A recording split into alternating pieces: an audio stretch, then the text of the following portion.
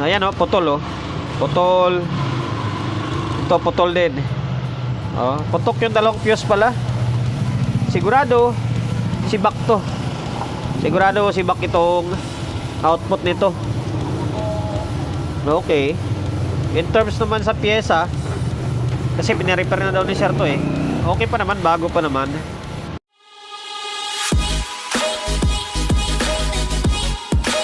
Welcome to my vlog. Yun, 5:34 ng hapon. Nama ko si paring Martin Audio. Yun o, finishing touch para sa Super Lexus na Tornado. Iyan o, ang hirap pala gawin yan. Ito, meron tayo ritong concert na AB502. Tayo ito, nasabi kong tayo kasi galing hindi ko lang ganong matandaan ng todo. Parang Paco, Maynila yata. Basta bandang Maynila ito. Pinadala rito sa atin via Lalamove. Yun o, pinagkakatiwalaan na naman tayo. Isa sa maswerteng pinagkakatiwalaan tayo. Yun, shoutout sa may-ari nito. Hindi ko matandaan yung pangalan eh. Halos lahat naman ng customer ko, halos di ko matandaan yung pangalan eh.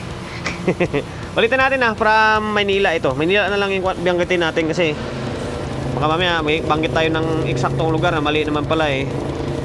Yan pa nga yung plastic nyo. Yan o, nakalambitin pa. Nadala to dito sa atin, via Lalamove lang. Yan, ulit tayo. Ayun, ang issue nito ay hindi ko alam. Di pa kami nakapag-usap ni Sir na maayos. Bali, ito yung mission natin for today's video. So ngayon, diretso buksan na natin to para makita na natin kung ano nagiging issue niya. Bahala na.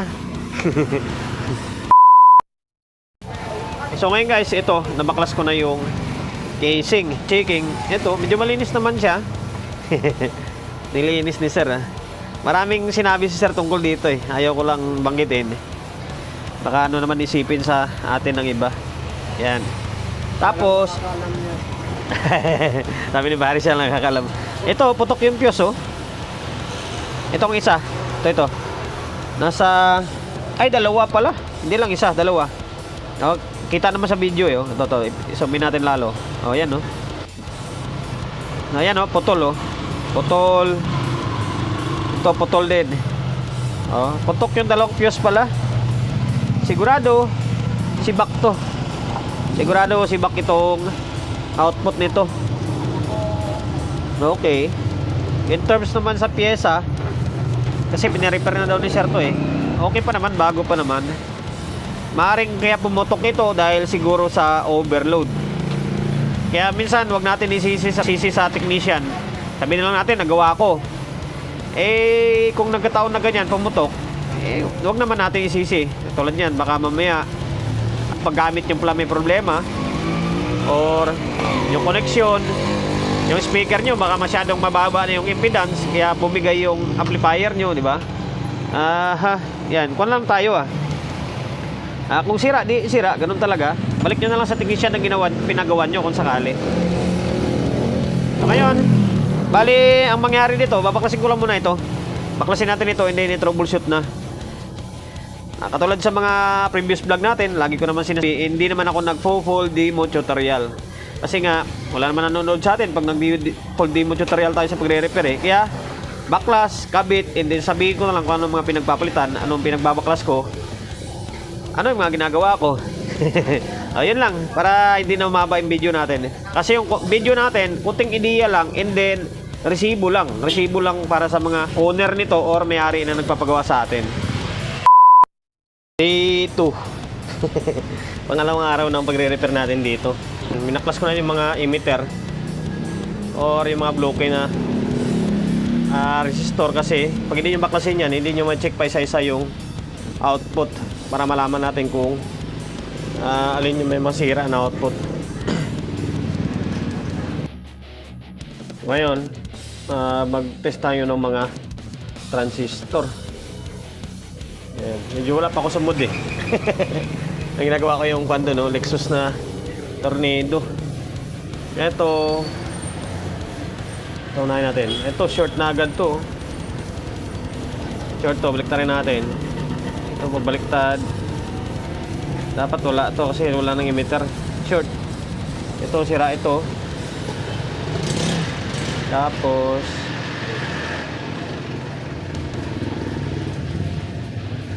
ito, parang buo ito.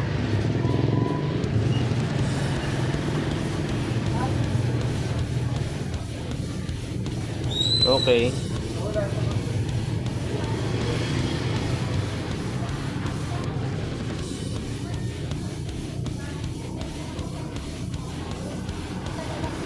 Yan. Parang dito lang na side. Dito. Shorted dito. Ngayon baklasin ko lang ito. Dito na side tayo magpo-focus. Ito to. Papunta rito. Bali yung preamp niya is ito. Yan. Ito yung may problema. Sira ito. Yung transistor na ginamit ay D na 998 and then B778. Sana meron akong output na ganyan. O ngayon, stay tuned lang. Babaklasin ko lang. In terms sa mga pyesa, pan pa oh. Buo pa. Wala pa siyang kalawang. So ngayon guys, ito. Baklas ko na yung mga sira. Masensya na kayo Ulit natin lagi na hindi naman tayo nagpo-full demo tutorial eh. Baklas kabit lang tayo and then sinasabi na lang natin yung sira. Ito, dito, isang transistor yung nasira. Anong value niyan? 998 dito. Isang 998. Yung isa buo pa eh. Tapos, itong drive sira. Ito. Tensya na kasi kamay natin oh. Madumi kasi nag-repair tayo ng tornado na speaker yan oh. Yan, D18 na tornado yan. Tapos na. Ulit testing na lang. Yan, kaya marumi. Itong A1013, 1013 nakalagay dito D667. Yan, 1013. And then 23 to pares eh. Yan, sira ito. Short. Tapos dito sa may bias niya, sira rin to. Itong C9014 ba to? 9014. Ayan, yun yung mga sira. Pakita ko ba sa inyo? Sige nga, pakita natin. Sabihin nyo eh. Excuse, magawa lang tayo ng kwento. Ito, short to. Yan, bagtarin ko yung test prod ikutin na lang natin ng transistor. Yan, ito short ito. Tapos dito, ito, mga buo ito. Yan, ito buo ito. Tapos, ito naman yung dalawang drive. Short ito eh. Ayan short to. Yung isa, yan para short to. So, tingnan nyo. Sabihin nyo eh, dinadaya ko kayo. Short, parehas. Ngayon, papalitan lang natin yung dapat palitan dito. Itong hanap lang ako ng 998 and then 2383 nakalagay dito eh. Sige. Yung nakalagay dito eh, 667 eh. Pero 2383, try na, hanap na lang ako nito. Ngayon, stay tuned lang. Papalitan lang natin yung dapat palitan. Napalitan na natin yung mga dapat palitan. Pasensya na kayo hindi medyo paputol-putol ang video natin kasi pasingit-singit yung trabaho ko, kalit kanan. Gawa rito. And then ito na, update sa gawa natin na sus tornado. Buo na to. Yan, ready to testing na to. Yan, lagari tayo eh. Tapos yung 1013 and then 2383, wala tayong stock. Ang nilagay ko is yung 649, yung mas mataas na value. Mas maganda pa nga to eh, mas matibay pa ito eh. 669 and then 649 yan. Yan. Magkasalisi lang sila ng posisyon. Yung 2383 pag ganun, ito naman pa kabila siya. Yan. Tapos ito napalitan na natin yung D998. Isa lang naman yung nasira, isang output lang. Yan, ito lang isa lang. Tapos itong drive yung nasira, 2383 and then 1813. Tapos yung sa may biasing niya, C9014. Bago na rin to. Yan. Tapos dito naman, so okay naman eh. Wala namang sira na eh. Ngayon, magsukat tayo ng voltahe. Teka lang, ikakabit ko lang yung kable. So, ngayon, ito, nakakabit na yung kable din sa may lobo. Yan, isa lang. Yung sa mataas lang ng voltahe muna. Magsusukat lang tayo. Ngayon, teka lang. Up. Ito natin. Ayan, meron na. O, ayan, tingnan nyo. Halos na sa 0.3. Ayan, tapos ito sa may kabilang channel. Itong itim na to guys, nilagyan ko ng silicone kasi yung sa may biasing yan, tuklap na. Natuklap na yung cutting, kaya nilagyan ko ng pandikit para sigurado. Talaman bakbakin yan kung sakali. Once na nagka-problema eh. Ito.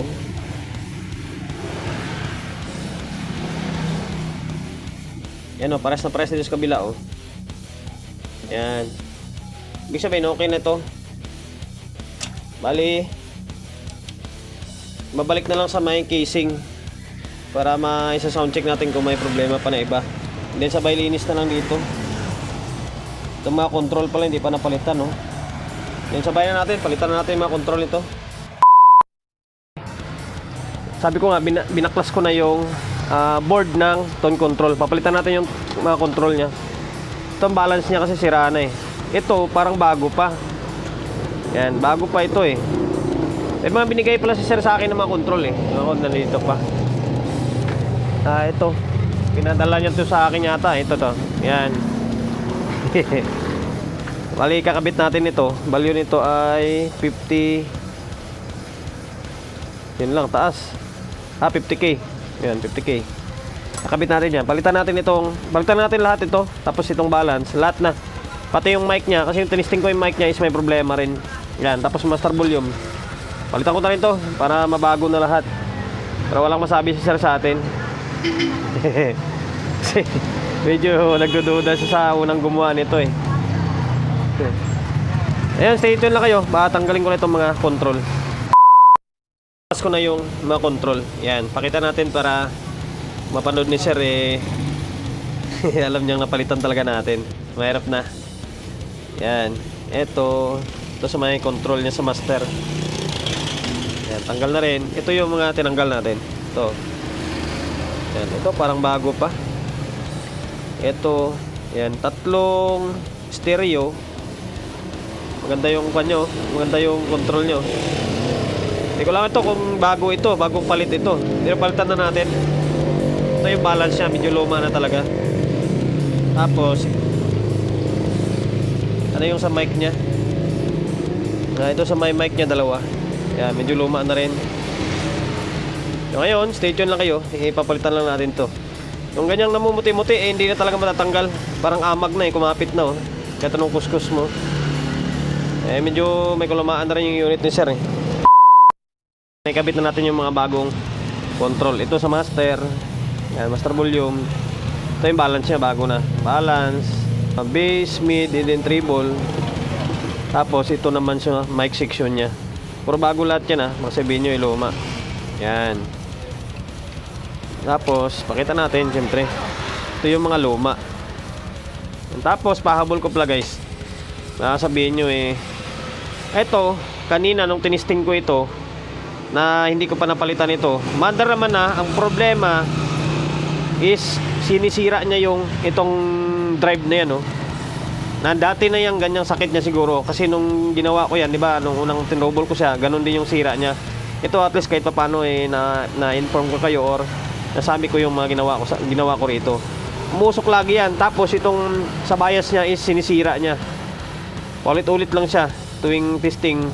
Yung pala napansin ko, hindi ko napansin. Ayan. Yung output na yan putol. Putol, hindi nakahinang ng maigi. Na baka sabihin nyo, naninira na naman tayo. Ayan. Sinasabi ko lang sa inyo kung bakit ganun. Baka mamaya mapansin nyo bakit iba na yung nakalagay dito. Ang original niya, ang nakalagay dyan is 1813. Ang pinalit natin is yung original na yung naka-indicate sa board, yung 647 na yan. 647 and then 669. Ayan 669, 667 and then 647.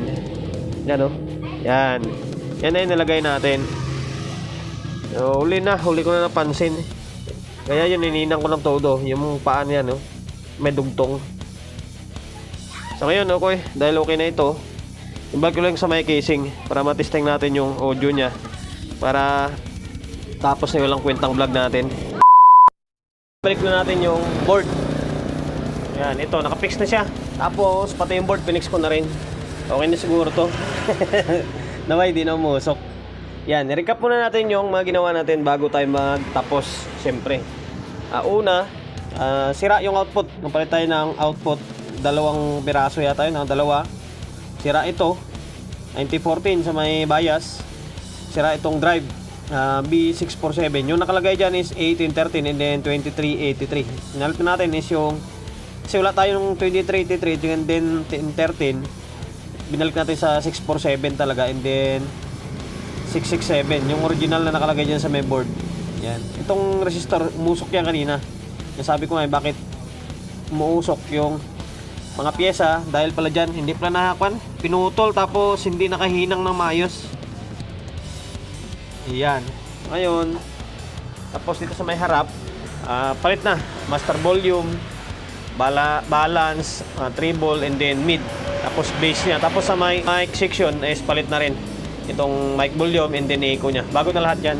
Bali, isang speaker lang nakakabit dito eh. Ilipat-lipat ko na lang. Natamad ako maghatak ng isa.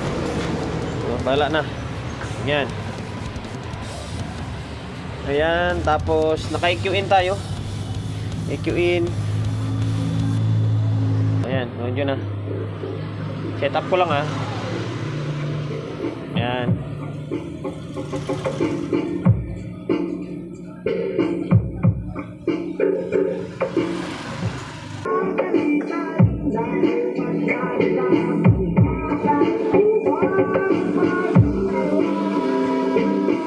Yan, ito yung kabilang channel. Ngayon, lipat ko sa may kabila.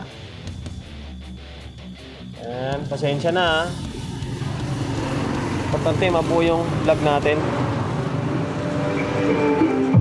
Yan. Okay na yung 2 channel. Yung mic natin, yung may wagang mic. Ito, may nakabara. Oh. Hindi may shoot. May nakabara dun sa loob. Ito na lang mic 2. Sound check, mic testing. Sound. Yan, okay na yung mic niya. Pati yung mic, okay na. Iba na yung mic natin. Yung na-deform yung ulo is iba na. Ito lang muna. Medyo magaan to eh. Sound check, mic testing. Sound check. Yan. Ganda na ang tunog ng mic niya. And then, balik tayo sa may audio.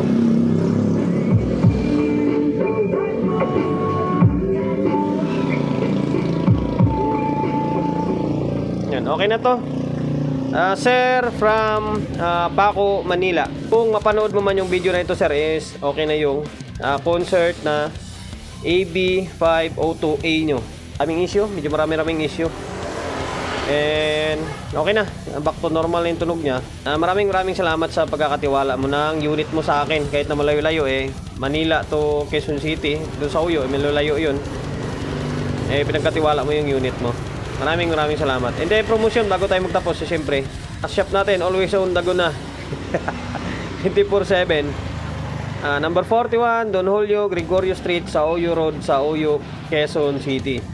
Social media pages natin sa mga hindi pa nakapag-follow, paki-follow, and then siyempre paki-share ng mga walang kwentang video natin sa my Facebook, YouTube channel. Sa mga hindi pa nakapag-subscribe, paki-subscribe, like, share, and then siyempre paki-hit ng bell button sa gilid para updated tayo sa mga susunod na video na i-upload ko. Ingat, God bless, and then peace atin lahat.